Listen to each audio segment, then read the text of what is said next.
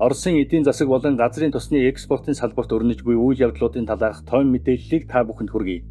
Сүүлийн үед Украин Оросын нутаг дэвсгэрт өдөр бүр шахуу цохилт өгч байгаа нь газрын тосных нь экспортод хэрхэн нөлөөлж байгаа байдал болон Оросын төсвийн орлогыг бууруулах барууны зорилго биелж байгаа эсхийг энэ таймдаа авч үзье. Associated Press агентлагийн мэдээснээр Украины тохиолдолд тодорхой хэмжээний энх замбраагүй байдал үүсгэж, байгаль орчинд хохирож учраж байгаа боловч Оросын газрын тосны экспортын ашигт төдийлөн нөлөөлж чадахгүй байна. Тус агентлаг Орос улсын талаар тааруу мэдээлэл цацах дуртайч Оросын орлого буурахгүй байгаа гэсэн бодит байдлыг хүлээн зөвшөөрчээ. Оросын сангийн сайд Антон Сидвановын мэдээснээр 4-р сард Оросын экспортлсон газрын тосны хэмжээ 3-р сарынхтай ижил түвшинд байсан байна. Экспортын хэмжээ нэмэгдээгүй ч буураагүй бөгөөд хамгийн гол нь дэлхийн зах зээл дээрх үнийн өсөлт Орост ихээхэн ашиг авчирчээ. 4-р сард олсон энэхүү нэмэлт орлого нь 1 болон 2-р сард үүсэт байсан төсвийн алдагдлыг нөхөх боломжийг үүсгэсэн байна. Мэдээж хэрэг бүх алдагдлыг бүрэн арилгахын тулд дахиад хэдэн сарын турш сайн борлуулалт хийх хэрэгтэй ч одоогийн байдлаар Орос улс газрын тосоо амжилттай экспортлсоор байна. Орос улс бусад газрын тос экспортлогч орнуудын нэгэн адил голчлон түүхий тос экспортлдог. Харин боловсруулсан бүтээгдэхүүн буюу бензин, дизель түлшээ гол төлөв дотоодын хэрэгцээндээ зориулдаг юм. Туапсе зэрэг хадгалах байгууламжууд болон боловсруулах үйлдвэрүүдэд нь хийсэн халдлагуудыг өнгөц харахад үр дүнтэй байгаа мэт харагдах боловч Оросын эрчим хүчний салбарын асар том цаг хүрээтэй харьцуулахад энэ нь зүүгээр хатгах төдийл нөлөө үзүүлж байна. Одоогийн байдлаар Оросын дотоодод бензин болон дизель түвшний хомсдол үүссэн талаар ямар нэгэн мэдээлэл алга. Европын холбоо ирэх жилээс Оросоос байгалийн шингэрүүлсэн ихий худалдаж авахгүй гэж мэдэгдсэн ч оны эхний 7 хоногудад худалдан авалтаа эрс нэмэгдүүлсэн байна. Гэсэн хэдий ч ерөнхийлөгч Путин хэдэн 7 хоногийн өмнө Европын холбооны хориг арга хэмжээний хариуд нэгэн шийдвэр гаргасан юм. Тэр эх жилийн хүлээх шаардлагагүй. Азийн орнуудад асар их эрэлт хэрэгцээ байгаа тул Европ руу чиглэсэн борлуулалтаа зогсоон Азийн зах зээлд анхаарлаа хандуулахыг тушаажээ. Үүний дүнд Европ Оросын 1960 оноос хойш үргэлжилсэн эрчим хүчний түншлэл энэ зун бүрэн өсөнд дуусгар болох төлөвтэй байна. Одоо Европчууд Катар болон Америкаас бүрэн хамаарахтай болох нөхцөл байдал үүслээ. Орос улс Европтой тогтоосон эрчим хүчний харилцаараа тасалж Азиас шинэ хэрэглэгчтэй олсоор байна. Хамгийн чухал мэдээлэл нь Хятадын засгийн газар өөрийн улсын төрийн өмчөд томоохон боловсруулах үйлдвэрүүдтэй Америкийн хориг арга хэмжээнээс айлгүйгээр хаанаас л бол хаанаас газрын тос худалдаж авах гэсэн шууд тушаал өгсөн явдал юм. Хэрв Америкийн зүгээс ямар нэгэн шахалт үзүүлбэл Хятадын засгийн газар үйлдвэрүүдэд хамгаалах болно гэж мэдэгдэв. Зөвхөн Хятад ч биш, Азийн бусад орнууд ч Оростой хамтын ажиллагаагаа өргөжүүлж байна. Индонез, Малайз, Филиппин улсууд Оростой урт хугацааны гэрээ байгуулсан бол Япон улс Сахалинаас авах газрын тосны хэмжээгээ нэмэгдүүлж эхэллээ. Сонирхолтой нь Японы энэхүү худалдан авалт 7-гийн бүлгээс тогтоосон үнийн дээд хязгаарыг баримтлахгүй байгаа юм.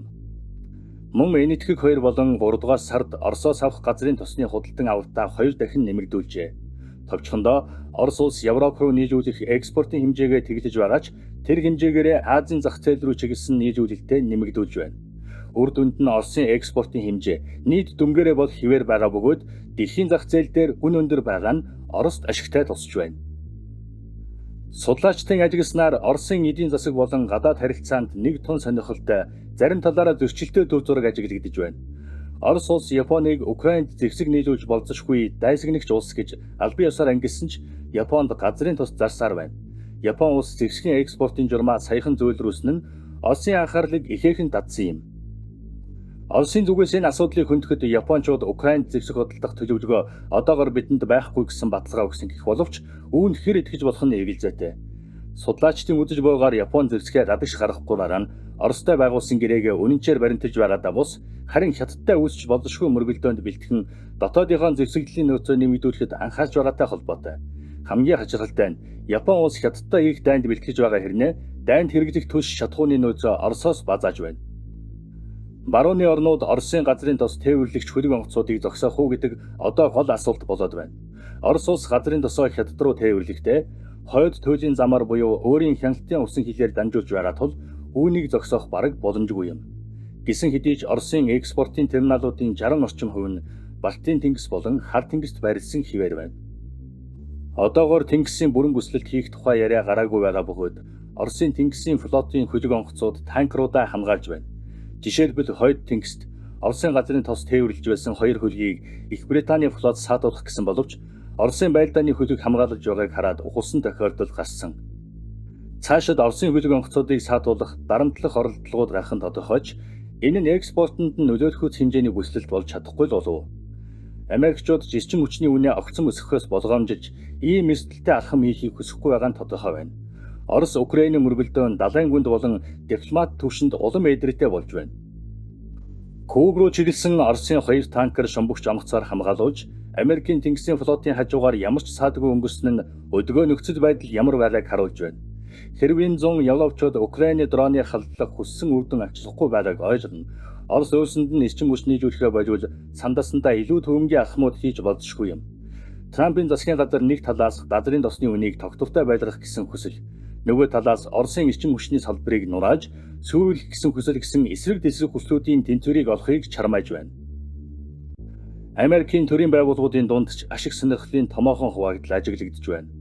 Тагнуудын төв газар болон Пентагоны зарим хэсэг нь Украиныг үргэлжлүүлэн дэмжиж, Оросын эсрэг шийдэмгийн арга хэмжээ авахыг уриалсаар байна. Худалдааны яам нь дэлхийн эдийн засгийн тогтвортой байдлыг хангахын тулд газрын тосны үнийг аль болох бага байлгахыг эрмэлзэж байна. Харин тэгтэл сангийн яам нь Орос болон Хятадын эсрэг хатуу хориг арга хэмжээ авах тал дээр хамгийн тууштай зогсож байна.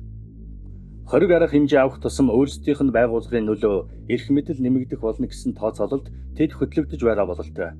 Москвагийн бодлого боловсруулагчид Америкийн шахалт хизээж зогсохгүй гэдгийг сайн ойлгож байна.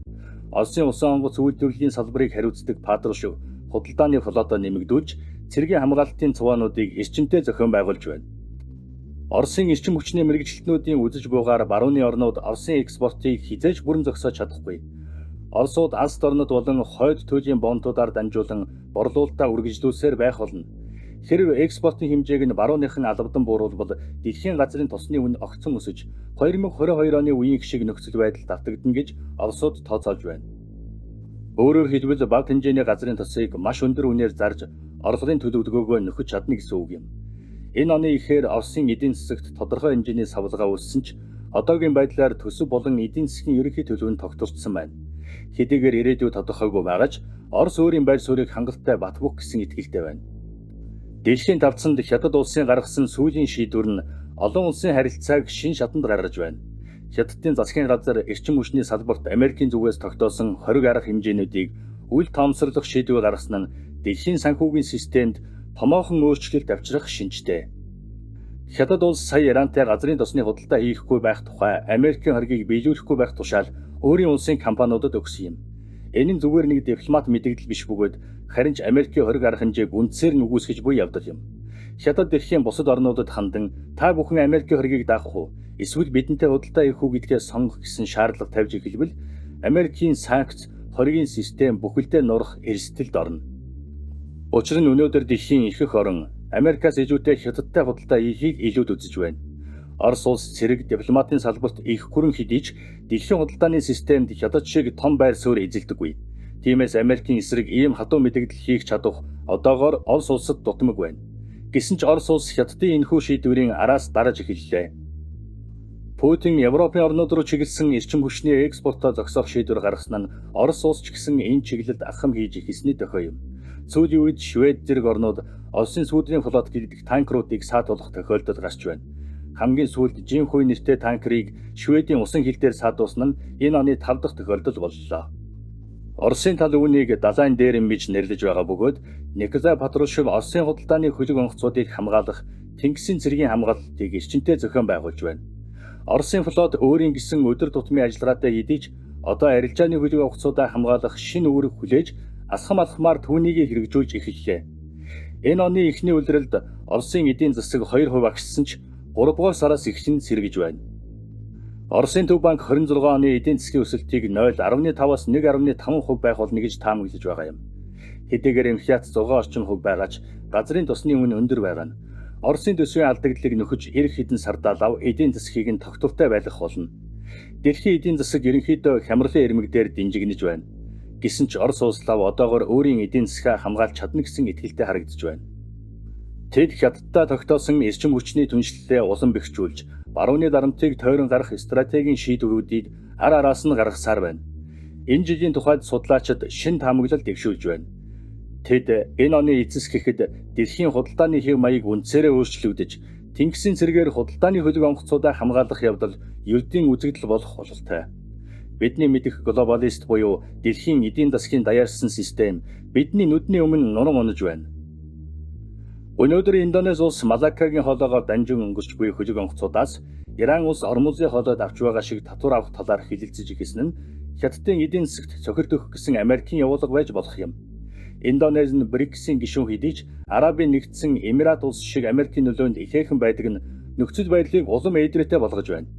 Бид Америкийн хориг арга хэмжээнд дээр тогтдог ертөнцөөс гарч цэргийн хүчээр худалдаараа хамгаалдаг шинэ эрен үе рүү шилжиж байна. Трампын засгийн газар өөрсдийгөө далайн дээрэмчид хэмээн нээлттэй зарлаж, олон нийтийн үнийг алар ташин хүлээн авч байгаа нь олон улсын эрх зүй, нэгдсэн үндэстний байгууллагын дүрм журам улам үн цэнэгүй болж буйг харуулна. Хориг арга хэмжээ гэдэг зүйл бүх улс хоорондоо чөлөөтэй худалдаа хийдэг системд л үйлчилдэг механизм. Харин одоо их гүрнүүд өөрсдийн тэнгисийн флотын хүчээр худалдааны замаа хамгаалж, зөвхөн өөрийн ашиг сонирхлыг хамгаалдаг тусдаа тойргуудыг бүтээж эхэллээ. Энэхүү шиндэг журамд хамгийн их хохирол амсах тал нь Европ байх болно. Учир нь Европт дэлхийн хэмжээний хүчирхэг тэнгисийн флот байхгүй. Тэд импортоос асар их хамааралтай. Тэд өөрсөнд нь тусалж чадах цорын ганц ойрын их гүрэн болох Орос улстай харилцаагаа бүр өмсөн тасалсан. Украин ерөнхийлөгч Зеленский болон Европын зарим удирдагчид Оросын хөлөг онгоцуудыг саатуулах замаар Оросыг шууд дайнд өдөн хатахыг эрмэлзэж байж марадгүй юм. Гэвч тэдэнд Оросын эсрэг зогсох бодит чадахгүй юу гэдэг тун эргэлзээтэй.